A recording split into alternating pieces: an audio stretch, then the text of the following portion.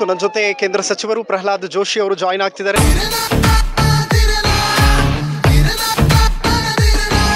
ಮೋದಿ ಬರೀ ಸುಳ್ಳು ಹೇಳ್ತಿದ್ದಾರೆ. ಕಾಂಗ್ರೆಸ್ಸಿನ DNA ಇದೆ ಸುಳ್ಳು ಹೇಳುವುದು, ಜನಕ್ಕೆ ದಾರಿ ತಪ್ಪಿಸೋದು, ಅದೇ ಕೆಲಸವನ್ನು ಮಾಡ್ತಾ ಇದ್ದಾರೆ. ಒಂದು ಕಾಲದಲ್ಲಿ 20-22 ರಾಜ್ಯ ಆಡ್ತಾ ಇದ್ದಂಥದ್ದು ಇವತ್ತು 3 ರಾಜ್ಯಕ್ಕೆ ಬಂದಿದ್ದಾರೆ. ಅದರಲ್ಲೂ ಹಿಮಾಚಲ ಪ್ರದೇಶ ಅಗಳಾಡ್ತಾ ಇದೆ. ನಮ್ಮದು ಒಂದು 25,000 ಕೋಟಿ ಕೆಲಸ ಆಗಿದೆ. IIT, IIT, forensic science as it is. ಕರ್ನಾಟಕದಲ್ಲಿ ಲೋಕಸಭಾ ಎಲೆಕ್ಷನ್ ಸಂಬಂಧಿಸಿದಂತೆ ಇಲ್ಲೂ ಕೂಡ ಹರ ಹರ ಮೋದಿ ಘರ್ ಘರ್ ಮೋದಿನೇ ಇದೆ.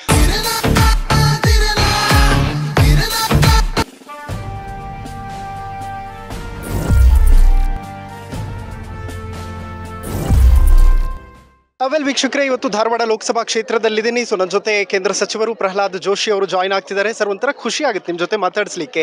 ಯಾಕೆ ಅಂತಂದ್ರೆ ಅನಂತ್ ಕುಮಾರ್ ಜಿ ಅವರು ಬಿಟ್ರೆ ನೆಕ್ಸ್ಟ್ ನೀವೇ ರಾಜ್ಯವನ್ನ ತುಂಬಾ ದೊಡ್ಡ ಪ್ರಮಾಣದಲ್ಲಿ ಪ್ರತಿನಿಧಿಸ್ತಾ ಇರುವಂತದ್ದು ಕೇಂದ್ರದಲ್ಲಿ. ಅಲ್ಲ, ಅದು ನನಗೆ ನಮ್ಮ ಕ್ಷೇತ್ರದ ಜನತೆಯ ಆಶೀರ್ವಾದ, ನರೇಂದ್ರ ಮೋದಿ ಅವರ ಆಶೀರ್ವಾದದಿಂದ ನಾನು ಕರ್ನಾಟಕವನ್ನ ಭಾರತ ಸರ್ಕಾರದಲ್ಲಿ ಪ್ರತಿನಿಧಿಸ್ತಾ ಇದ್ದೇನೆ. ಅದು ನನಗೂ ಮತ್ತು ಅಭಿಮಾನದ ಸಂಗತಿ. ನಮ್ಮ ಜನರು ಅಷ್ಟೇ ಪ್ರೀತಿಯಿಂದ ನನಗೆ ಹುರಿದುಂಬಿಸಿ ಬೆಂಬಲಿಸಿ ಮುಂದಕ್ಕೆ ಕಳಿಸ್ತಾ ಇದ್ದಾರೆ. ಓಕೆ, ಹೇಗಿದೆ ಸರ್ ಕ್ಷೇತ್ರದಲ್ಲಿ ಅಲೆ? ಬಹಳ ಚೆನ್ನಾಗಿದೆ. ನೀವು ನೋಡ್ತಾ ಇದ್ದಾರೆ, ರಾತ್ರಿ 10 ಗಂಟೆ ಆಗಿದೆ, ಹೆಂಗೆ ಎಷ್ಟು ಜನ ಉತ್ಸಾಹದಿಂದ ನಿಂತಿದ್ದಾರೆ. ಹಳ್ಳಿಗಳಲ್ಲಿ ಇದೇ ವಾತಾವರಣ ಇದೆ. ಒಂದು ನಮ್ಮ ಕ್ಷೇತ್ರದಲ್ಲಿ ಆದಂತಹ ಅತ್ಯಂತ 10 ವರ್ಷದಲ್ಲಿ ಆದಂತಹ ನರೇಂದ್ರ ಮೋದಿ ಅವರ ಆಶೀರ್ವಾದದಂತಹ ಪ್ರಗತಿ ಮತ್ತು ಒಟ್ಟಾರೆ ದೇಶದಲ್ಲಿ ನರೇಂದ್ರ ಮೋದಿ ಅವರು ಪ್ರಧಾನಮಂತ್ರಿ ಆಗುತ್ತೆ. Okay sir, 60 second with Joshi ಅನ್ನುವಂಥದ್ದು ಒಂದು ಹೋಗ್ತದೆ ಕಾರ್ಯಕ್ರಮ. ಅದು ಲೈಕ್ ಎಲ್ಲ ಕ್ಷೇತ್ರಗಳಲ್ಲೂ ಮೋದಿ ಅವರು ತಮ್ಮ ಕ್ಷೇತ್ರಕ್ಕೆ ಏನ್ ಕೊಟ್ಟಿದ್ದಾರೆ ಅನ್ನುವಂಥದ್ದನ್ನು ಕ್ಯಾಂಡಿಡೇಟ್ಗಳು ಹೇಳ್ತಾರೆ. ನಿಮ್ಮ ಕ್ಷೇತ್ರಕ್ಕೆ ಏನೇನು ಬಂದಿದೆ ಮೋದಿ ಅವ್ರ ಕಡೆಯಿಂದ ಅಂತ? ನಮ್ಗೆ 60 ಸೆಕೆಂಡ್ ಹೇಳಕ್ ಸಾಧ್ಯವೇ ಇಲ್ಲ. ಯಾಕಂದ್ರೆ ನಮ್ದು ಒಂದು 25,000 ಕೋಟಿ ಕೆಲಸ ಆಗಿದೆ. IIT, IIT, forensic science, airport, okay, ಹೊಸ ಟರ್ಮಿನಲ್ ಏರ್ಪೋರ್ಟ್ದಲ್ಲಿ, Hubli railway station, Dharwad railway station, Hubballi Bengaluru ಮಧ್ಯೆ ಎಲೆಕ್ಟ್ರಿಫಿಕೇಶನ್ ರೈಲ್ವೆ ಲೈನ್ ಇದ್ದು, ಡಬ್ಲಿಂಗು, ಒಂದೇ ಭಾರತ ಟ್ರೈನು, ದಿಲ್ಲಿಯಿಂದ ಹಿಡ್ಕೊಂಡು ಅನೇಕ ಕಡೆ ವಿಮಾನ, ಆನಂತರ ಹೈವೇಗಳು, ಗ್ಯಾಸ್ ಪೈಪ್ಲೈನು, ಎಷ್ಟು ಹೇಳ್ಬೋದು ನಾವು. ಓಕೆ, ಮೋದಿ ಅವರ ಕೈಯಲ್ಲಿ ದೇಶ ಹೇಗೆ ಸುಭದ್ರವಾಗಿದೆ ಅಂತ. ಯಾಕೆಂತಂದ್ರೆ ಈ ಪ್ರಶ್ನೆ ಯಾಕೆ ಕೇಳ್ತೀನಿ ಅಂತಂದ್ರೆ, ಕಾಂಗ್ರೆಸ್ ಅವರು ಒಂದು ಮಾಡಸ್ ಅಪ್ರೋಂಡ ಮಾಡ್ತಾ ಇದ್ದಾರೆ. ಎಲ್ಲಾ ಕಡೆಗಳಲ್ಲೂ ಮೋದಿ ಬರೀ ಸುಳ್ಳು ಹೇಳ್ತಿದ್ದಾರೆ ಅನ್ನುವಂತಹ ರೀತಿಯಲ್ಲಿ ಪ್ರತಿಬಿಂಬಿಸ್ತಾ ಇದ್ದಾರೆ.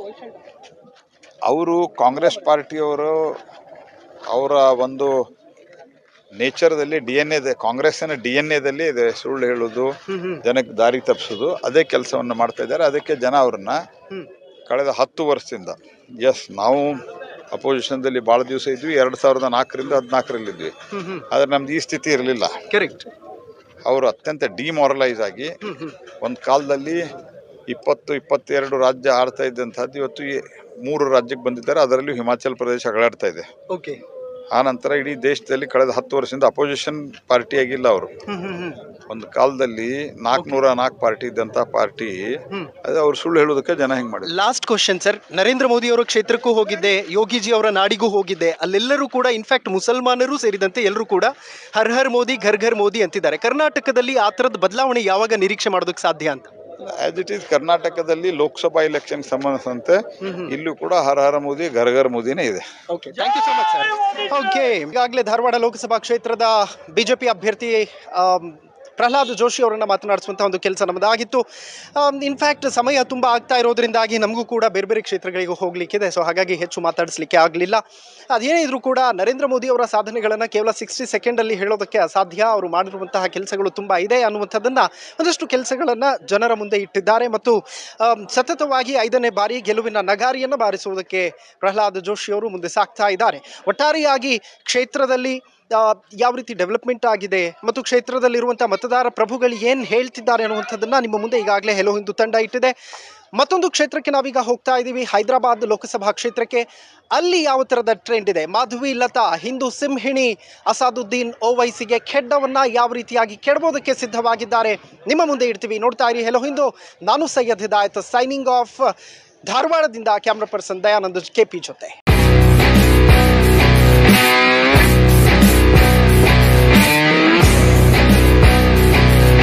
फिर से एक बार मोदी सरकार। छोटा सा कॉर्पोरेटर हो जाए ना तो बहुत बड़े बंगले बना लेते हैं लोग।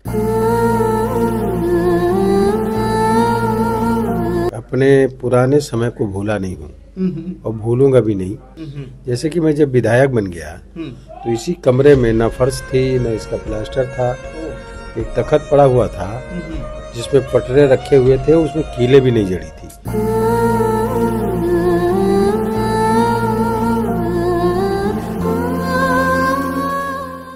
स्कॉलरशिप के अमाउंट से साइकिल लिया था, तभी वो मैं साइकिल खरीद पाया था, वरना तो पहले पैदल आता जाता था। हमारा प्रयास है कि 28 की 28 सीटें भारतीय जनता पार्टी जीते।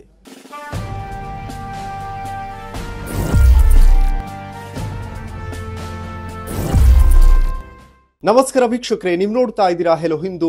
ನಾನು ಸೈಯದ್ ಹಿದಾಯತ್. ಇವತ್ತು ನಾವು ಬಂದಿದ್ದೀವಿ ಮೋಹನ್ ಲಾಲ್ ಗಂಜ್ಗೆ. ಮೋಹನ್ ಲಾಲ್ ಗಂಜನ್ನ ಪ್ರೆಸೆಂಟ್ ಪ್ರತಿನಿಧಿಸ್ತಾ ಇರುವಂತದ್ದು ಸಂಸದರು ಮತ್ತು ಕೇಂದ್ರ ರಾಜ್ಯ ಸಚಿವರು ಕೂಡ ಹೌದು. ನಮ್ಮ ಜೊತೆ ಜಾಯಿನ್ ಆಗ್ತಾ ಇದ್ದಾರೆ ಕೌಶಲ್ ಕಿಶೋರ್ ಅವರು. ಸೊ ಬನ್ನಿ ಮಾತಾಡಿಸ್ತಾ ಹೋಗೋಣ.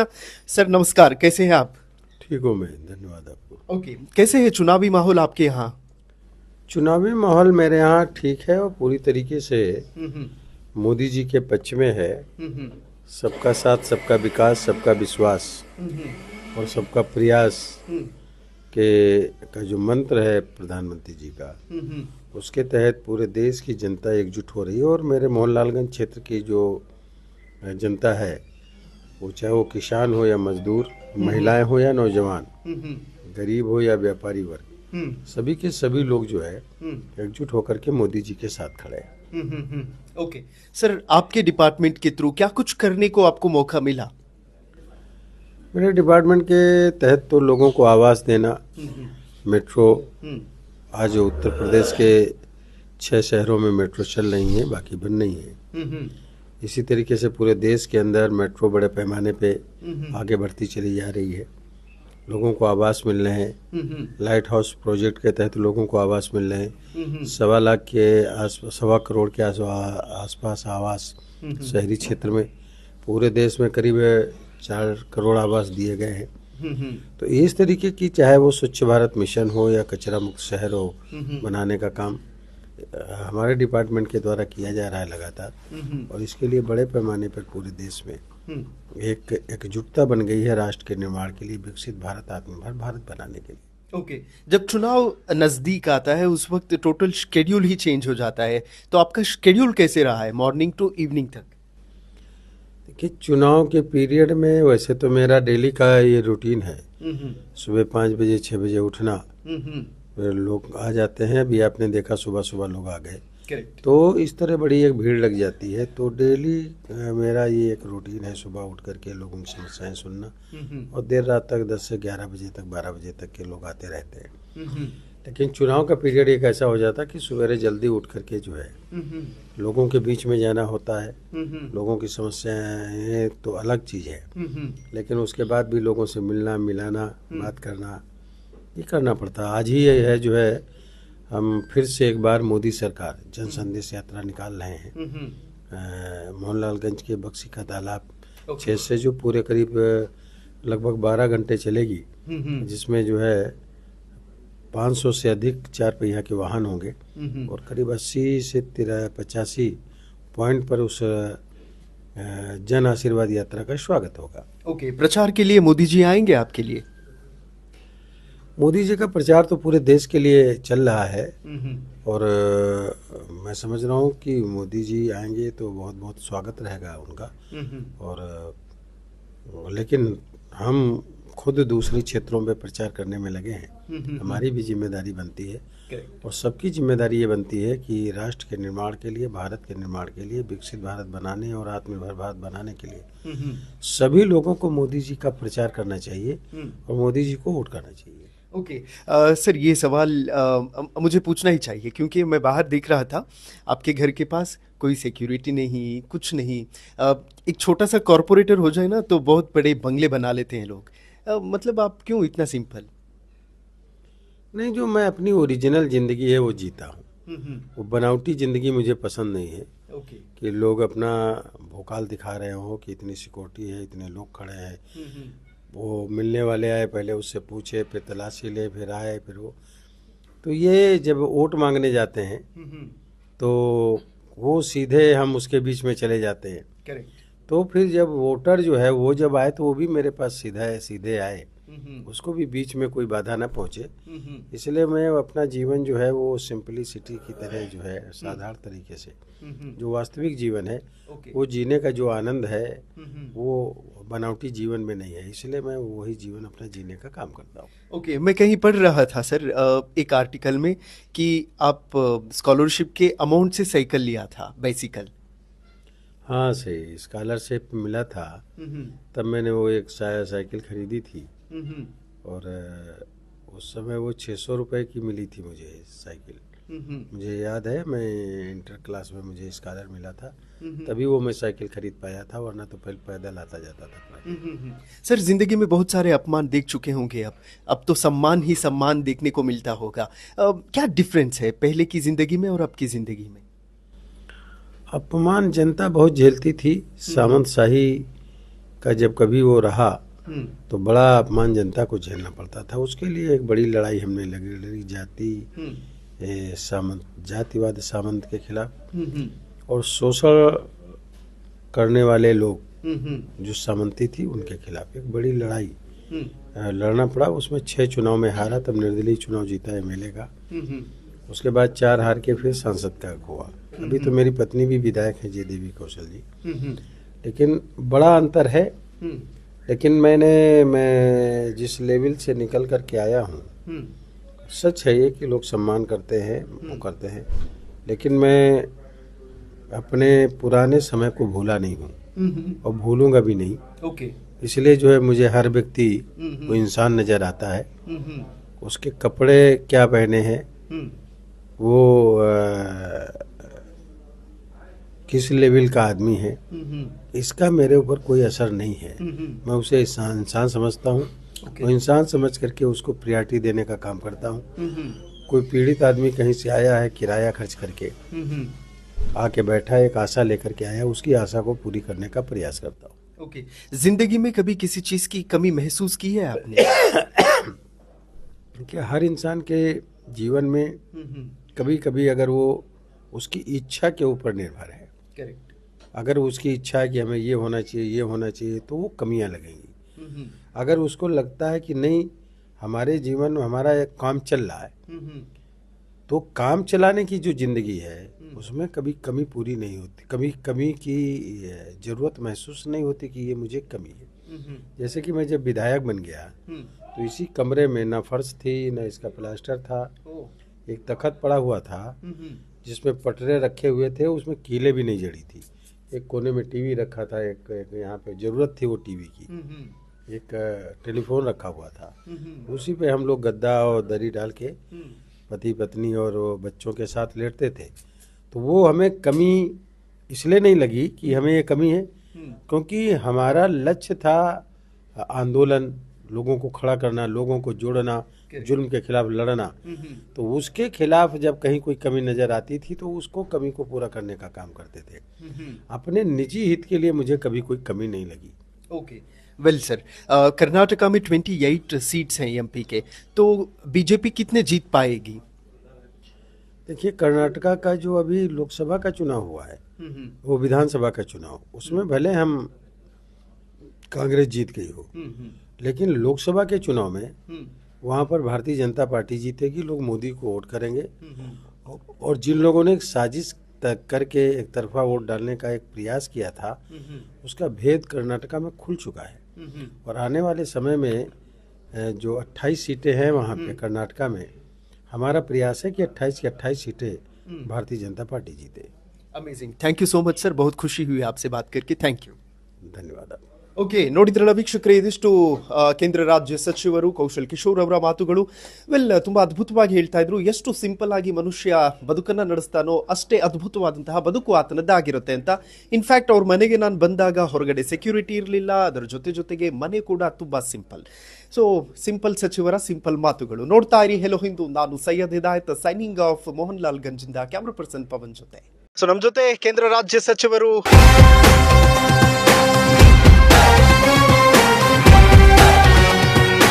ಅಪ್ಪನನ್ನೇ ಬಿಟ್ಟಿಲ್ಲ ಮಗನ್ ಬಿಡ್ತಾರಾ ಅಂತಿದ್ದಾರೆ. ಆ ಪರಿವಾರಕ್ಕೆ ಯಾವಾಗಲೂ ತಿರಸ್ಕಾರವನ್ನ ಮಾಡ್ಕೋತ ಬಂದಿದ್ದಾರೆ. ಸಾಗರ್ ಖಂಡ್ರೆ ಬೀದರ್ನ ರಾಹುಲ್ ಗಾಂಧಿ. ರಾಜಕೀಯ ಅನುಭವ ಇಲ್ಲ, ಸಮಾಜ ಸೇವೆಯಲ್ಲಿ ಕೊಡುಗೆ ಇಲ್ಲ.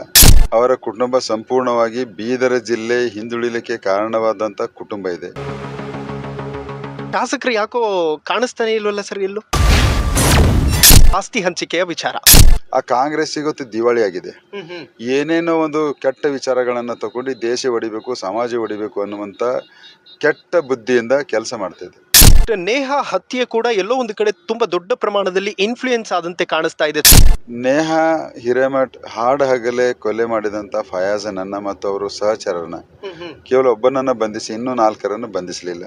ವಿಕಸಿತ ಭಾರತ, ವಿಕಸಿತ ಬೀದರ್ ಅನ್ನುವಂತ ನನ್ನ ಕನಸಾಗಿದೆ.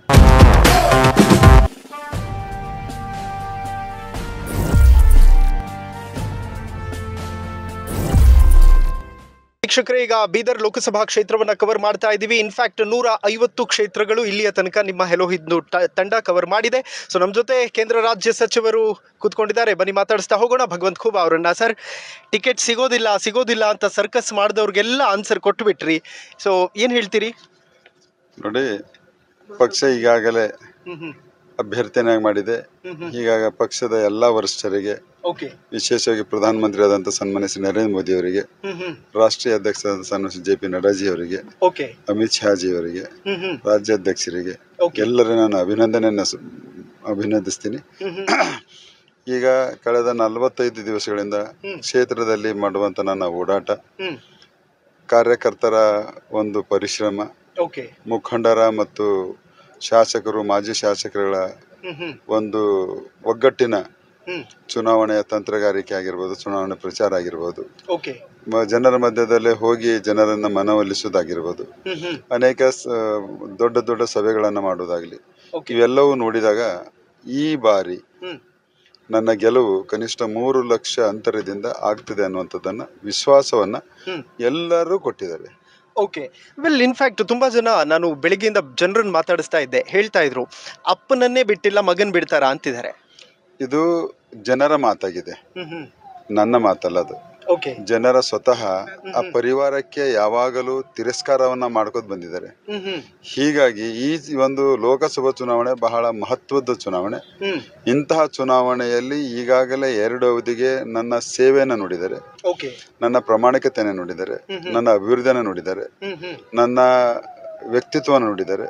ಹೀಗಾಗಿ ಜನ ಮೊದಲೇ ಯಾವ ರೀತಿ ನರೇಂದ್ರ ಮೋದಿಜಿ ಅವರಿಗೆ ಮತ್ತೊಮ್ಮೆ ಪ್ರಧಾನಮಂತ್ರಿ ಮಾಡ್ಬೇಕನ್ನುವಂತ ದೃಢ ಸಂಕಲ್ಪ ಇದೆಯೋ, ಅದೇ ರೀತಿ ನರೇಂದ್ರ ಮೋದಿ ಅವರ ಅಭ್ಯರ್ಥಿ ಆದಂತ ನನಗೂ ಕೂಡ ನರೇಂದ್ರ ಮೋದಿ ಗೆಲ್ಲಿಸಬೇಕಾದ್ರೆ ನನಗೆ ಮತವನ್ನ ಕೊಟ್ಟು ಆಶೀರ್ವಾದವನ್ನು ಮಾಡ್ಬೇಕನ್ನುವಂಥದ್ದನ್ನ ಕೂಡ ದೃಢ ಸಂಕಲ್ಪವನ್ನು ಮಾಡಿದ್ದಾರೆ.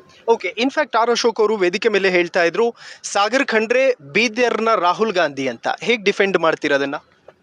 ನೋಡಿ, ಅವ್ರು ಹೇಳಿರುವುದು ಏನಂದ್ರೆ ರಾಜಕೀಯ ಅನುಭವ ಇಲ್ಲ, ಸಮಾಜ ಸೇವೆಯಲ್ಲಿ ಕೊಡುಗೆ ಇಲ್ಲ. ಅವರ ಕುಟುಂಬ ಸಂಪೂರ್ಣವಾಗಿ ಬೀದರ ಜಿಲ್ಲೆ ಹಿಂದುಳಿಲಿಕ್ಕೆ ಕಾರಣವಾದಂತ ಕುಟುಂಬ ಇದೆ. ಹೀಗಾಗಿ ಯಾವ ರೀತಿ ಗಾಂಧಿ ಕುಟುಂಬ 60 ವರ್ಷಗಳ ಕಾಲ ದೇಶವನ್ನ ಆಳಿ ದೇಶವನ್ನ ಅಭಿವೃದ್ಧಿನ ಹಿಂದಿಕ್ಕಿತ್ತು, ಅದೇ ರೀತಿ ಆ ಕುಟುಂಬವು ಕೂಡ ಜಿಲ್ಲೆಯಲ್ಲಿ 65 ವರ್ಷಗಳ ಕಾಲ ಆಡಳಿತವನ್ನು ಮಾಡಿ ಜಿಲ್ಲೆಯನ್ನ ಹಿಂದಿಟ್ಟಿತ್ತು.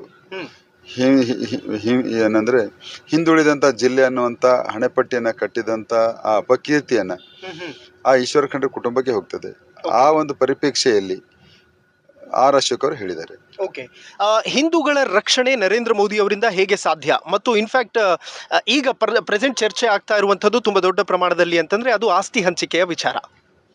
ನೋಡಿ, ನರೇಂದ್ರ ಮೋದಿ ಅವರು ಈ ದೇಶದ ಪ್ರತಿಯೊಬ್ಬ ನಾಗರಿಕನ ಸುರಕ್ಷತೆ ಮತ್ತು ಸರ್ವಾಂಗೀಣ ಅಭಿವೃದ್ಧಿಗೆ ಒತ್ತನ್ನು ಕೊಟ್ಟಿದಂತ 10 ವರ್ಷಗಳ ಕಾಲದ ಆಡಳಿತದಲ್ಲೇ ನಾವು ನೋಡಿದೀವಿ.